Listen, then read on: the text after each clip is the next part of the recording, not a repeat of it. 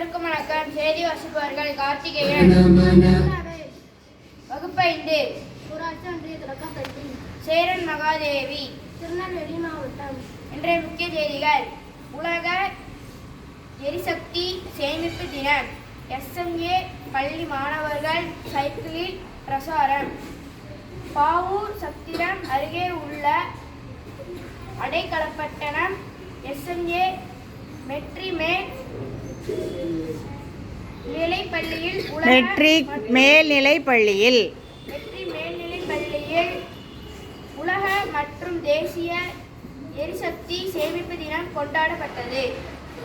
நெல்லையில் பொருகை அருங்காட்சியகம் பணிகள்.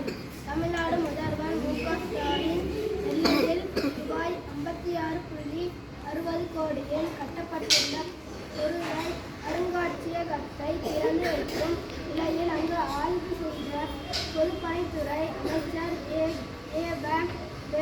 வருகிற 19ஆம் தேதிக்குள் அனைத்து பணிகளையும் முடிக்க அதிகாரிகளுக்கு உத்தரவிட்டார். நன்றி, வணக்கம்.